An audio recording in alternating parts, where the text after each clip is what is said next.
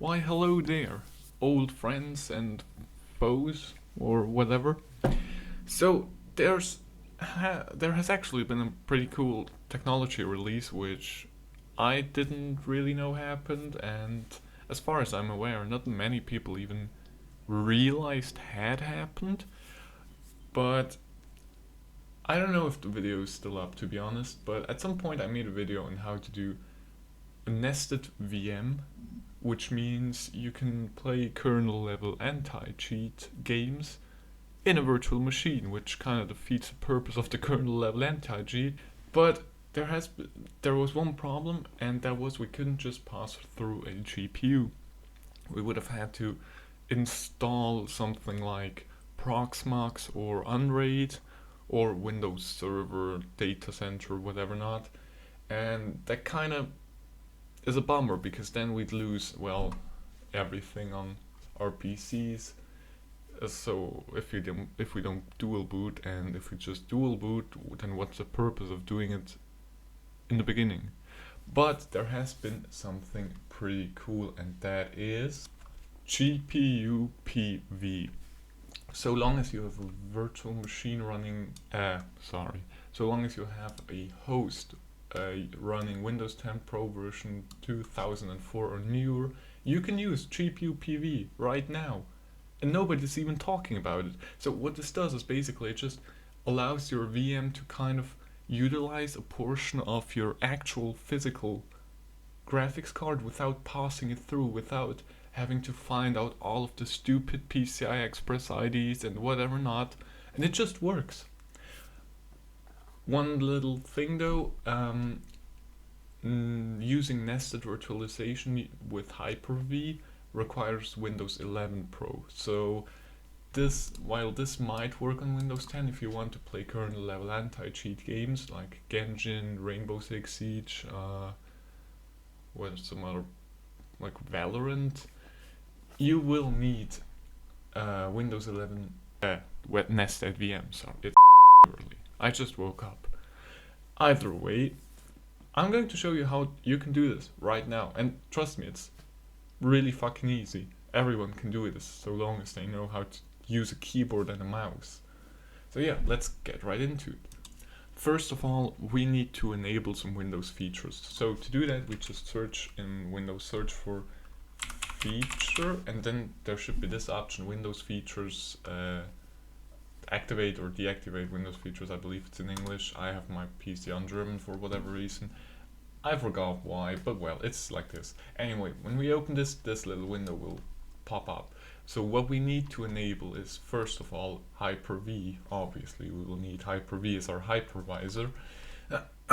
Then we will need Windows Subsystem for Linux, which might not be necessary, but it allows, don't get me wrong, so as far as I'm aware, it allows for CUDA support in WSL or Windows Subsystem for Linux, which is pretty cool if you have an NVIDIA GPU. And then next to that, we also need virtual machine platform. Just tick this little box, hit OK, and then you will need to restart your PC. It will even say it like, hey, you need to restart your PC to finish installing and configuring these features. So just do that, reboot, and you're good to go. After that, if you just search for Hyper-V, you should already see Hyper-V Manager. And if we open this, it looks kind of junky compared to like VMware Workstation, but trust me, so like this is some enterprise grade shit, which is also why it's the only way you can actually bypass all of these kernel level anti-cheats, because in a virtual machine which is nested using Hyper-V, since this is some enterprise grade shit, all of these games can't look above Hyper-V, but we'll get to that later, don't worry. So as you might be able to see, I have a SCCM hybrid lab. We can just ignore this, and you don't need to do anything in here right now. You can, if you want, create a new virtual switch. I have created one which is just pass through, and I would recommend you do so, because then you won't have some NAT. You can just, if you want, you can just use RDP or remote desktop to remote desktop into that VM if you want to play a game, let's say from your TV. So just create a new virtual switch, which is, I'm not even sure which one this is. I believe it's external, and then, yeah, exactly. Then just external network, use your correct network interface, and this is really important, leave this mark there, because if you uncheck that box, your actual PC won't be able to use that network adapter anymore. So yeah, but just call it whatever you want. I called mine SCCM lab because I'm just using the one from my SCCM lab. That's good. Just close this, minimize this, whatever. Then we will go back to this little GitHub gist thing, and we just want to download zip, just like that, and it should be fine. Now your downloaded zip will just be a random combination of letters and numbers. That's okay. I don't know why it is like this, to be honest, but who cares? You can just unzip that. I use WinRAR, so just extract files, extract here. There we go. And now we have a normal folder, and if we open this, you see three things. README, this is just this, and then new GPU-P virtual machine and new GPU-P driver package. We will need both scripts, which is also why we don't really manually do anything in this Hyper-V manager.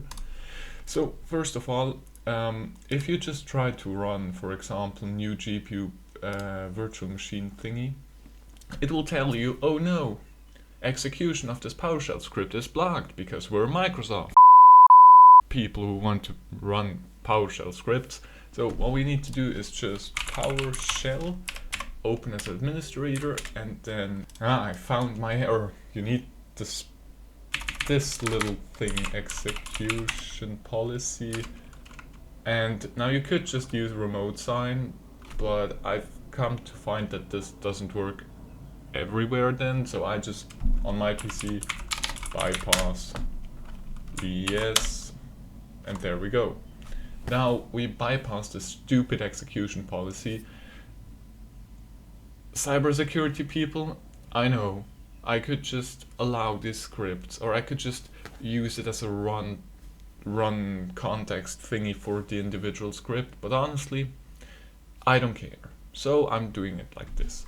Now, since we need to run these scripts as admin either way, we can just kind of copy this, Control C, and then CD for change directory, right click to paste this in, and we're in this folder. Now if we do ls, you can see all of this, which is good. As soon as you have this, good job. Now, before you run any of these scripts, this one you don't need to modify, but this, I like to modify it because I don't want a virtual machine with just like 8 gigs of RAM and 4 cores. I've come to find that this doesn't work anyway, but still we're going to change it. This is really important. Don't give your VM more cores than about half of what your physical machine has. So I have a Ryzen 9 5950X, so I have like 32 logical cores. I can give it 8 cores, but if you only have an 8-core CPU, I would give it not more than 6 cores. So just do it as you wish. If you don't know how many cores you have, logical cores, physical cores, or something different, just open Task Manager like this, go to Performance, CPU, and you will see cores. This is the physical cores. Most CPUs nowadays have hyper-threading, which allows every physical core to kind of act as 2 logical cores. If we really break it down, you can just logical cores. There we go. We have 32 of those. So yeah, it should be good. So I'm going to give it 8 cores and I don't know, 16,000 megabytes of RAM, 16 gigs should be fine. I don't know, don't really care. Then save. We don't need to do to change anything down there. So let's just, as soon as you've changed it and saved it, we can go back to this PowerShell window and then just /. Then you can just tab new GPU-P driver, that's for later. So another tab, new GPU virtual machine, yes. Now the script will run and now we see, wow, we have a GPU VM. Oh yeah, you can also change the VM name if you want to, yes. If we want, you could change this, but honestly, I don't care. So it's just going to be that way. Now, if we go back to Hyper-V, we see, oh wow, there's a new VM, GPU VM. So just to check if all of our values have correctly been incorporated, settings, and then, yes, that's what I meant. For whatever reason, my CPU, the CPU count thingy doesn't work, so just manually set it to, in my case 8, in your case maybe 4 or 8 or whatever you wish. Just don't overdo it. Then we also need to add the network card. So let's just select your external switch, the pass-through switch, SCCM lab, oh my god, lab in my case. And besides that, we don't really need to do anything else. Oh yeah, now we need a Windows 10 ISO, so if you don't have one on your client already, just hop over to download Windows 10 and then create Windows 10 installation media, download the stupid media thingy from Microsoft and execute it. I already have a Windows 10 ISO, so for me I'm just going to SCSI controller. This is what you will have to do as soon as you have a Windows 10 ISO. DVD add, now just change this to image file, search, then I somewhere have all of my stupid ISOs. So I'm going to use Windows 10.iso, perfect, that should be fine. And now if you look at this, what do you also see? Yes, we don't have a hard drive attached to this VM right now. So guess what would happen if we started it right now? Well, we couldn't install Windows 10 because we don't have a hard drive. So just go back to your SCSI controller, hard drive, add, then virtual disk, new, yes.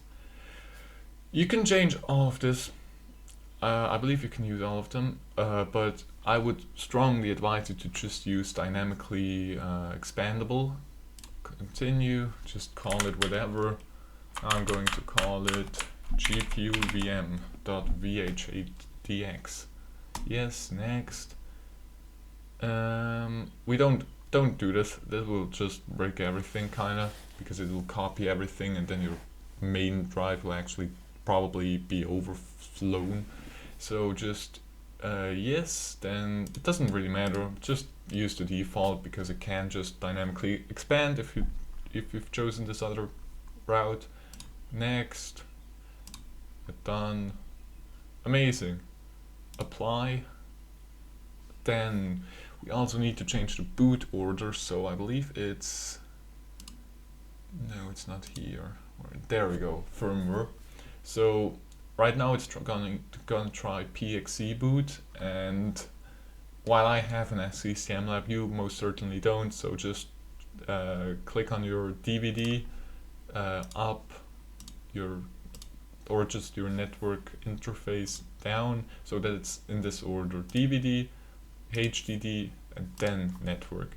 Apply, OK. Now you can just double click your VM. And I'd recommend you now run this other script, the gather GPU drivers thingy, because this takes a while. So just back in PowerShell as admin, dot dash tab new GPU driver package, enter, and now it's going to start gathering all of the necessary drivers. While this is happening, just start your VM. Yes, press any key, and then you just install Windows 10 as you would on a normal PC. Also really important while installing Windows in your VM, if you want to do nested virtualization, which is kind of the point of this video, choose Windows 10 Pro, because I believe in Windows 10 Home you can't install Hyper-V, and without Hyper-V you can't nest your VM. So Windows 10 Pro, next. You don't need a product key. Yes, of course. Just install Windows, boom. Then just let it run. And as you might be able to tell, this driver gathering script just finished, and finished gathering files for AMD Radeon RX 7800 XT. Perfect. Blah blah blah blah blah. And it already tells you, please copy it to your guest and extract the archive into C./Windows. This basically, it's already telling you what to do. You can't mess this up. But I'll show you anyway because, well, I can.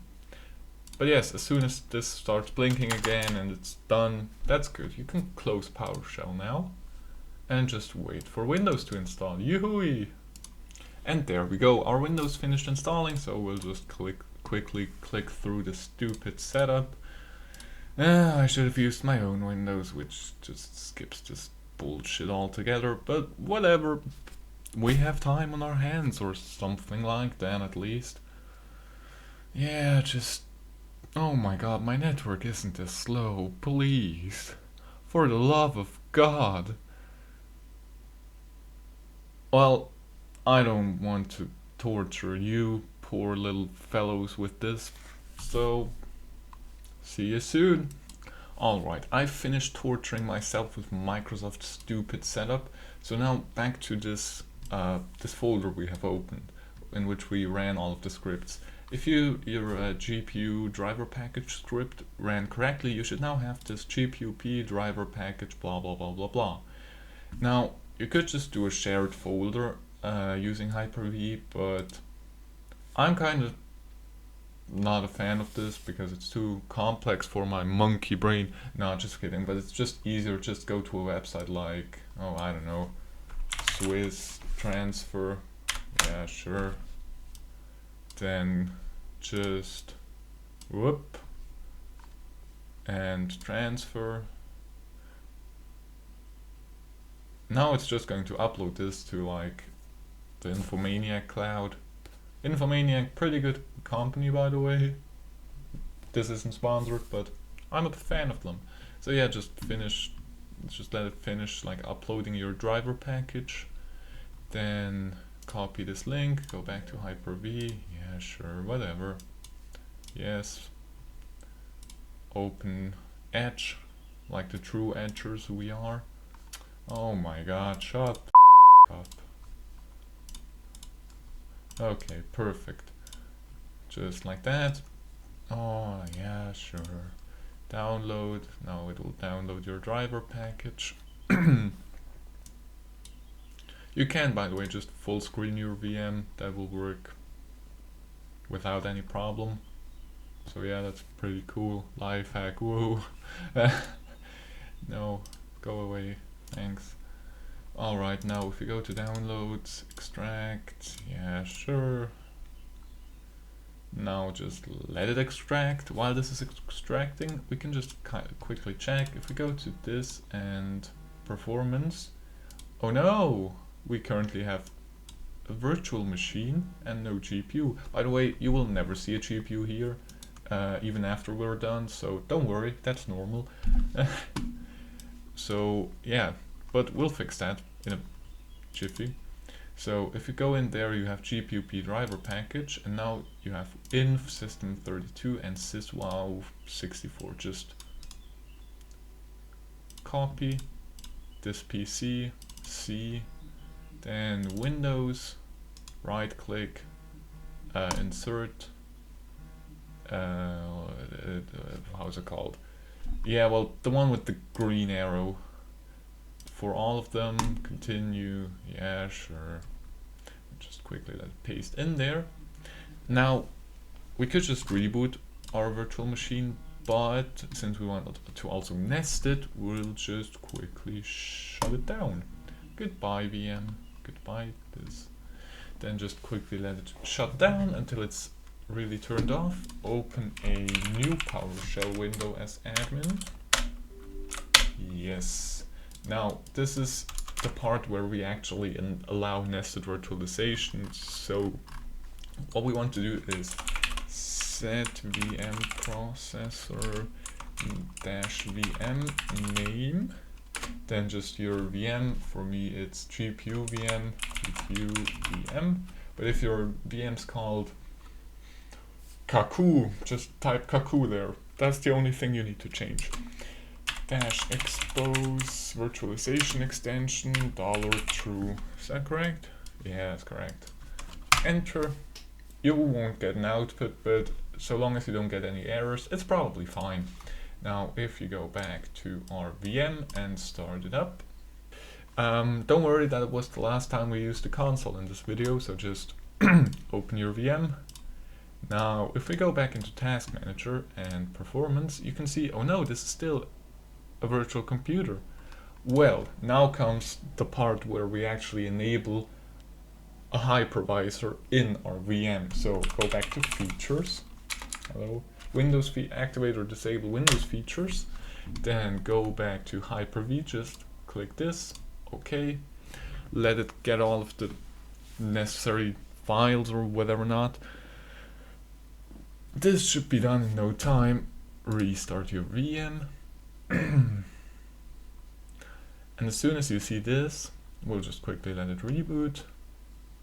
Oh, by the way, this random red thing which looks kind of scary, this is just because we haven't secure boot enabled our VM, so yeah, whatever, doesn't matter. There we go.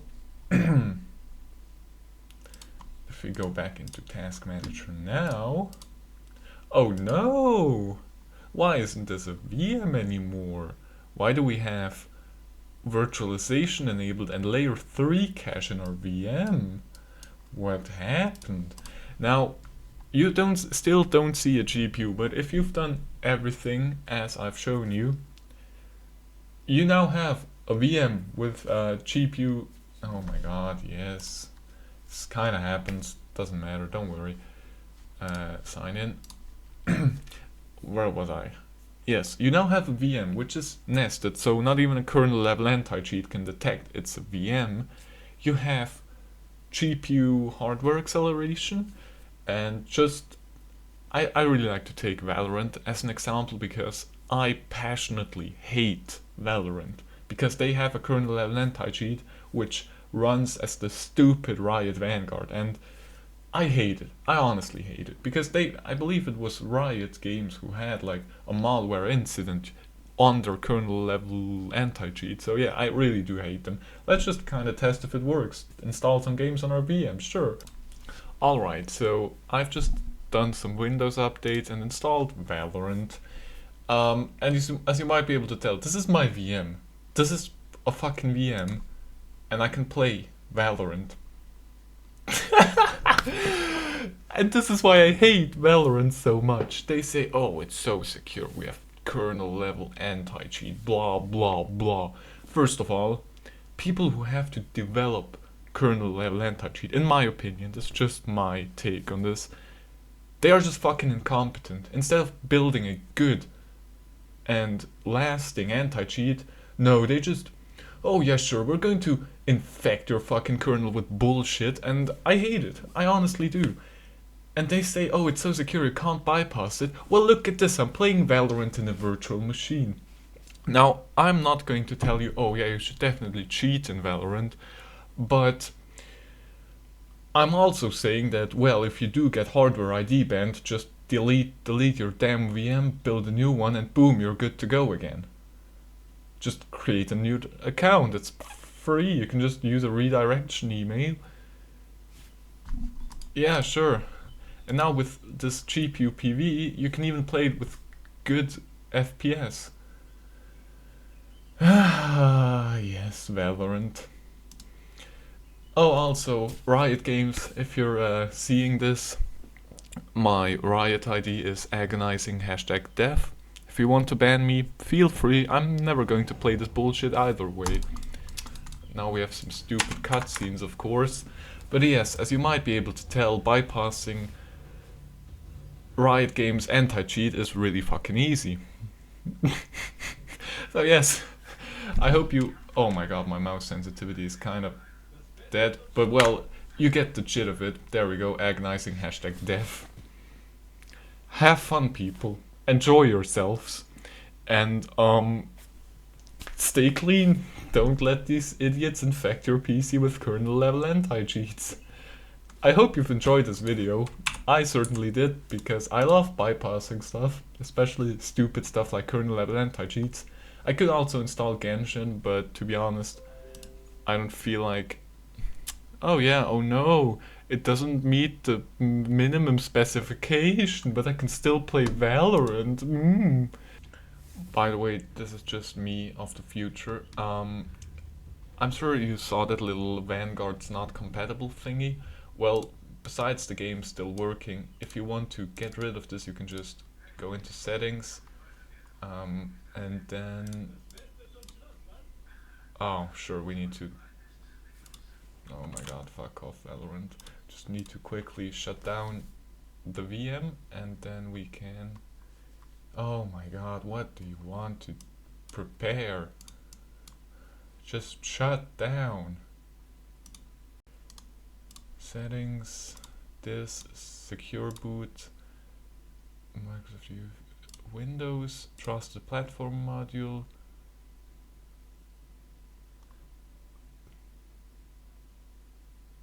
There we go, apply. And now if we were to run this VM again, you won't have this this error message anymore, because we've now enabled a virtual TPM, so trusted platform module. You could also upgrade to Windows 11, and we've enabled secure boot, so Vanguard won't bitch around anymore. So yeah, that's how you fix that. Cheers! But yes, as you might be able to tell, it's really stupid. I certainly enjoyed this video. I hope you did too. Have a great rest of your day, honestly. Enjoy your VM with GPU hardware acceleration. And enjoy bypassing anti-cheats. Have a good one.